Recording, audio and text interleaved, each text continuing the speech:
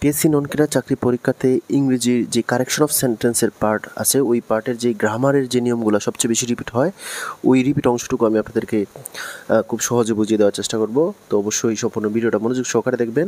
যদি বুঝে না থাকেন অবশ্যই আমাকে কমেন্ট করে জানাবেন। তাহলে চলুন খুব সহজে বিষয়গুলো বোঝার চেষ্টা করি। প্রথমে যে রুলটা জানতেই হবে সেটা হচ্ছে সিন্সের ব্যবহার। তো এটা অনেক আসে পরীক্ষাতে, অর্থাৎ সিন্স যদি একটা বাক্যের মাঝখানে থাকে তাহলে দুইটা ক্লজ অথবা দুইটা বাক্য কোন টেন্সে থাকবে সেটা ডিপেন্ড করে হচ্ছে সিন্সের পূর্বে যদি প্রেজেন্ট ইনফিনিট অথবা প্রেজেন্ট পারফেক্ট থাকে তাহলে অবশ্যই সিন্সের পরে পাস্ট ইনফিনিট হবে।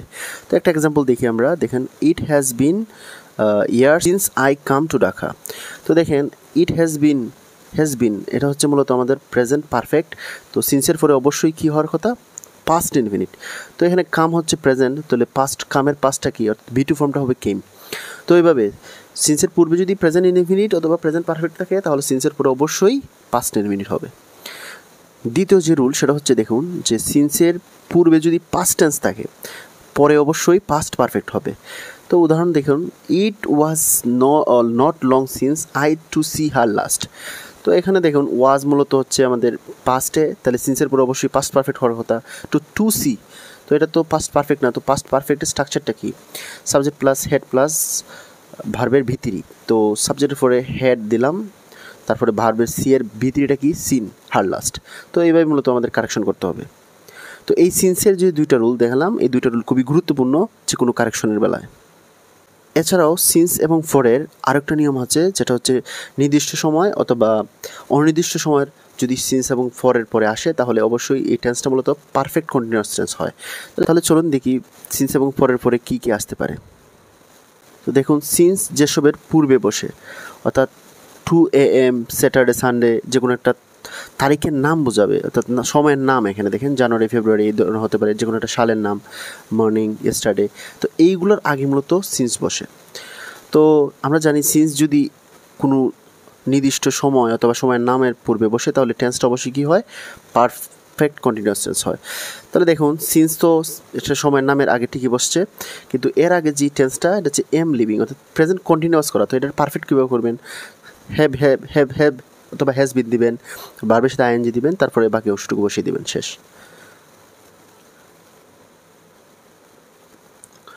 ফর যেসবের পূর্বে বসে সেগুলো হলো ব্যাপক সময় বা সময়ের একক বোঝালে, যেমন আওয়ার, ডে, মান্থ, ইয়ার, এগুলোর আগে মূলত ফর বসে। তো উদাহরণটা দেখুন, ইট ইজ সিন্স 5 hours। তো ইট ইজ সিন্স 5 hours, আমরা জানি একটু আগে দেখলাম যে এই যে আওয়ারের আগে সবসময় কী বসে, ফর।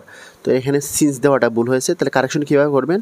তো আমরা আরেকটা জানি বিষয় যে সিন্স এবং ফরের পরে যদি নির্দিষ্ট সময় অথবা সময়ের একক বা সময়ের নাম যদি চলে আসে অবশ্যই এটা পারফেক্ট কন্টিনিউয়াস টেন্স হয়। তো ইট ইজ হবে না, ইট হ্যাজ বিন হবে পারফেক্ট কন্টিনিউয়াস টেন্সের স্ট্রাকচার অনুযায়ী। আর যেহেতু একক আওয়ার্স, তো অবশ্যই সিন্সের পরিবর্তে এনে ফর দিবেন, ফর 5 hours। ওকে, 2 নম্বর যে নিয়ম সেটা হচ্ছে দ্য ডট অফ, এরপর হচ্ছে প্লুরাল নাউন, সিঙ্গুলার ভার্ব। তো এইটা অনেকবার বিভিন্ন পরীক্ষাতে আসে, তো এটা খুব ভালো করে বুঝবেন। তো উদাহরণটাতে চলুন আমরা দেখি, the quality of mangoes are good. তো দেখুন দ্য, তারপরে কোয়ালিটি বসছে এবং অফ বসছে। তো আমাদের রুলটা ছিল প্লুরাল নাউন, তো এখানে দেখেন ম্যাঙ্গোজ প্লুরাল নাউন আছে, তো অবশ্যই এরপরে কি সিঙ্গুলার ভার্ব হবে। তো ভুল বাক্যে মূলত এখানে আর দেওয়া ছিল, এটা তো হচ্ছে প্লুরাল অক্সিলারি। তো আমাদের এই আর যে সিঙ্গুলার অক্সিলারি হয় সেটা হবে ইজ। ওকে, কারেকশন অফ সেন্টেন্সে ভালো করার জন্য আরেকটা গুরুত্বপূর্ণ টপিক হচ্ছে কন্ডিশনাল সেন্টেন্স স্ট্রাকচার। অর্থাৎ কন্ডিশনালের যদি স্ট্রাকচারগুলো না জানেন তাহলে কারেকশনে ভালো কিছু করতে পারবেন না। তো আমি 3টা স্ট্রাকচার যেহেতু কন্ডিশনালের আছে 3টা স্ট্রাকচারই দেখিয়ে দিচ্ছি। ফার্স্ট কন্ডিশনাল স্ট্রাকচারটা হবে ইফ প্লাস প্রেজেন্ট সিম্পল, তারপরে কমা, উইল প্লাস ভার্বের ওয়ান। তো যদি এক্সাম্পলটা এরকম হয় যে ইফ ইট রেন্স, দেখেন এটা সিম্পল একটা টেন্স, তো এরপরে আই ড্যাশ অথবা ব্র্যাকেটে কোনো কিছু দিতে পারে, স্টে এট হোম। তো আমরা দেখুন যে ওইখানে মূলত উইল বসবে অক্সিলারি হিসেবে, যে আমাদের স্ট্রাকচার অনুযায়ী এখানে উইল বসছে। তো এই স্ট্রাকচারটা অনুযায়ী কিন্তু এই আমাদের মূল যেই কারেকশনটা করতে হবে। সেকেন্ড কন্ডিশনাল স্ট্রাকচারটা দেখুন, ইফ প্লাস পাস্ট সিম্পল যদি থাকে তাহলে অবশ্যই উড প্লাস ভার্বের ওয়ান বসে। তো দেখুন ইফ আছে, তারপরে পাস্ট হ্যাড আছে, তারপর কমার পরে কী বসার কথা, অবশ্যই সাবজেক্টের পর উড বসার কথা, তারপর ভার্বের বি ওয়ান। তাহলে এখন দেখুন এখানে ড্যাশ দিছে, তো ড্যাশের জায়গায় আমরা কি জানি উড বসবে, এবং এখানে ড্রাইভেন অর্থাৎ ভিতরে দেওয়া, তো আমরা দেখছি যে স্ট্রাকচারে B1 বসবে, তো ড্রাইভেনের B1টা কি ড্রাইভ, তো বাকি যা আছে তা দিবেন এখানে। থার্ড কন্ডিশনাল স্ট্রাকচারটা কি দেখুন, যে ইফ অথবা পাস্ট পারফেক্ট যদি থাকে তাহলে অবশ্যই উড হ্যাভ প্লাস ভার্বের ভিতরি, উড হ্যাভ প্লাস ভিতরি। তো দেখুন হ্যাড স্টাডিড, এটা পাস্ট পারফেক্ট, তো আমরা জানি এর কমার পরবর্তী অংশটা হবে সাবজেক্টের পর উড হ্যাভ মূল ভার্বের কি ভিতরি, তাহলে উড হ্যাভ পাস্ট, তো পাস্টের ভিতরি পাস্টই, তো দ্য টেস্ট। তো এই হচ্ছে মূলত আমাদের থার্ড কন্ডিশনাল যে স্ট্রাকচার। তো first conditional, second conditional, third conditional, এই তিনটা স্ট্রাকচার খুব ভালো করে দেখে যাবেন। এই তিনটা স্ট্রাকচার থেকে অনেক প্রশ্ন আসে মূলত চাকরি পরীক্ষাতে। 4 নম্বর যে নিয়ম সেটা হচ্ছে যেসবের পরে অর্থাৎ যেই ওয়ার্ডগুলোর পরে ভার্বের সাথে আমাদের আইএনজি করতে হয়, তো ভার্বটাকে জিরান করতে হয়। তাহলে এই ওয়ার্ডগুলো একটু জেনে রাখুন। Or, busy, stop, use to, be addicted to, with view to, তারপরে confess to, looking to, forward to, be accustom to, would you mind, can not help, could not help ইত্যাদি এসবের পরে মূলত ভার্বের সাথে আইএনজি বসে। তো একটা এক্সাম্পল দেখুন, শি ইজ ইউজ টু, তো বি ইউজ টু, অর্থাৎ এর আগে একটা অক্সিলারি আছে, তাহলে অক্সিলারি বি ইউজ টু আমরা দেখলাম এই তো যে বি ইউজ টু, তাহলে এদের পরে ভার্বটা এই যে ড্রাইভ আছে, তো ড্রাইভটা তো B1 আছে, তো আমাদের করতে হবে কি আইএনজি যোগ করতে হবে, তাহলে ভার্বের সাথে কি করলাম, যে ড্রাইভ আছে ড্রাইভিং করলাম, তো ড্রাইভিং একার। 5 নম্বর যে নিয়মটা, যাদের পরে ভার্বের প্রেজেন্ট ফর্ম হয়, তো দেখুন মডাল ভার্ব যেমন can, could, may, might, should, should, will, would এগুলা, তারপরে হচ্ছে এক্সাম্পলটা দেখুন যে ক্যান আছে, তো এরপরে টু সুইম ইনফিনিটিভ করা, তো আমরা জানি মূলত এই মডাল ভার্বের পরে সবসময় ভার্বের বেস ফর্ম বসে, তো সুইমটা বরাবর সুইম বসবে, টুটা উঠে যাবে। এরপরে had, better, would, rather, let, make, help এদের পরেও ভার্বের বেস ফর্ম বসে, তাহলে আই উড প্রেফার, তারপরে কী হবে টু স্টে হোম, তো টুটা উঠে যাবে, মূলত ভার্বের বেস ফর্মটা বসবে শুধু, তো স্টে হোম হবে। তারপরে হচ্ছে দেখতে পাচ্ছেন এখানে 2 প্লাস B1 অর্থাৎ ইনফিনিটিভ যে স্ট্রাকচার, 2 এর পরে যদি পূর্বে যদি অন্য কোনো কিছু না থাকে ফ্রেজ, তাহলে 2 এর পরে সবসময় ইনফিনিটিভ স্ট্রাকচারটা ফলো করবেন, অর্থাৎ বেস ফর্মটা দিবেন। তো এখানে দেখুন হি went to market two buying some fruit, তো 2 এর পরে আমরা জানি ইনফিনিটিভ স্ট্রাকচার অনুযায়ী বাইং হবে না, ভার্বের বেস ফর্ম হবে, তো বাইংয়ের বেস ফর্মটা কি বাই, তো এটা হচ্ছে রাইট আনসার, যে he went to market to buy some fruit. 6 number যে রুলটা হচ্ছে সেটা হচ্ছে যে শব্দগুলোর পরে মূলত ভার্বের পাস্ট ফর্ম হয়, অর্থাৎ ভার্বের B2 ফর্ম আমাদের ব্যবহার করতে হবে, যেই শব্দগুলো যদি বাক্যে থাকে, যেমন ইয়াস্টারডে, এগো, last, once, long ago, a long time ago, let ইত্যাদি যদি কোনো ভার্বে দেখেন, এই শব্দগুলো যদি কোনো বাক্যে দেখেন, তাহলে অবশ্যই ওই যে মূল ভার্বটা থাকবে সাবজেক্টের পর ওইটাকে B2 অর্থাৎ পাস্ট ফর্মে করে নেবেন। তো উদাহরণটা দেখুন যে আই মিট হিম ইয়েস্টারডে, তাহলে মিট এটা হচ্ছে মূলত ভার্বের প্রেজেন্ট ফর্ম, তো আমরা রুল অনুযায়ী জানি এটা ভার্বের পাস্ট ফর্ম অর্থাৎ B2 হবে, তাহলে মিটের B2 হবে মেট, MET মেট। আরেকটা গুরুত্বপূর্ণ রুল হচ্ছে 7 নম্বর, দেখুন যে শব্দগুলো থাকলে অবশ্যই এই বাক্যের টেন্সটা হবে প্রেজেন্ট পারফেক্ট টেন্স। তো এই শব্দগুলো কী কী, just now, already, yet, ever, never, recently, lately, তাহলে এগুলো যদি বাক্যে দেখেন তাহলে অবশ্যই প্রেজেন্ট পারফেক্টের স্ট্রাকচার অনুযায়ী বাক্যটা গঠন করে নেবেন। তো আমরা একটা এক্সাম্পল দেখি, I have already finished my homework, তো দেখেন অলরেডির পরে মূলত ভার্বের ভিতরি হওয়ার কথা, কারণ প্রেজেন্ট পারফেক্ট টেন্সের স্ট্রাকচারে হ্যাভ, হ্যাজ, তারপরে হচ্ছে ভার্বের ভিতরি পাস্ট পার্টিসিপল বসে, তো এখানে B1 দেওয়া, তাহলে B3টা কী হবে, ফিনিশের B3 হবে ফিনিশড, তো পুরো বাক্যটা হবে I have already finished my homework.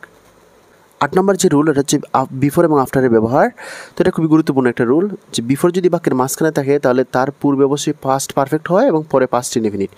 তো একটা এক্সাম্পল দেখি, I looked for a doctor before I met you, তাহলে আমরা জানি যে বিফোরের পূর্বে অবশ্যই পাস্ট পারফেক্ট হবে, তাহলে এখানে তো পাস্ট পারফেক্ট করে নিতে হবে, হ্যাড লুকড করতে হবে, তারপর যে বিফোরের পরে মূলত ভার্বের যে ইনডিফিনিটটা অর্থাৎ B2টা করতে হবে, অর্থাৎ পাস্ট ইনডিফিনিট করতে হবে, তাহলে মেট ইউ, এটা ঠিক আছে।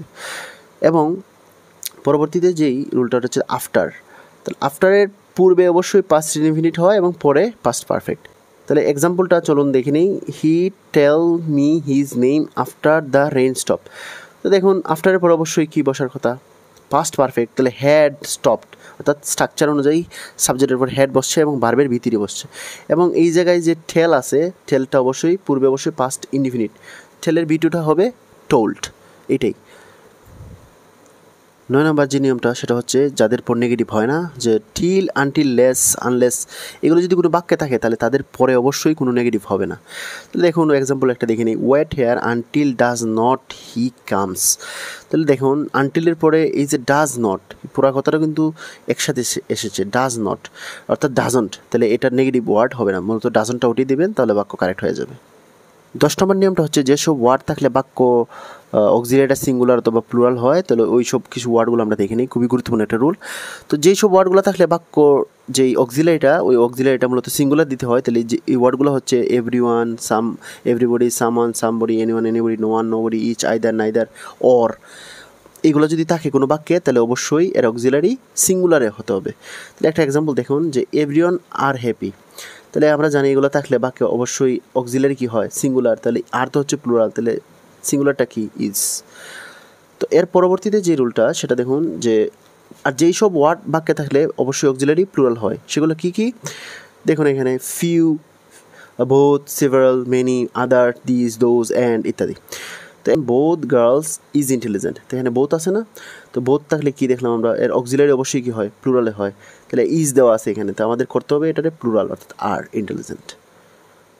11 নম্বরের যে নিয়ম সেটা হচ্ছে একটি বাক্য প্যাসিভ হলে অবশ্যই ভার্বের ফর্ম হবে পাস্ট পার্টিসিপল।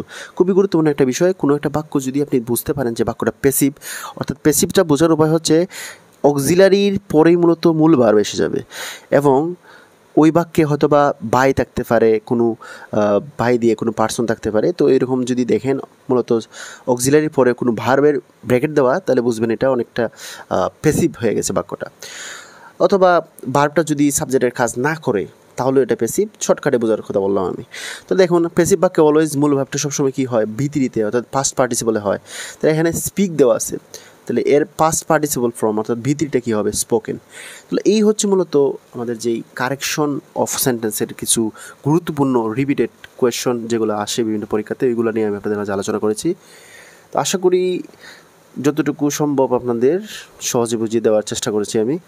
তারপরে যদি বুঝতে অসুবিধা হয়, আমাদের যেই ফেসবুকের পেজের লিঙ্কটা দিয়ে দেবো আমি ডিসক্রিপশন বক্সে, ওইখান থেকে আমাকে মেসেজ করতে পারেন এবং ভিডিওটাকে লাইক দিতে পারেন, চ্যানেলটাকে সাবস্ক্রাইব করে রাখতে পারেন।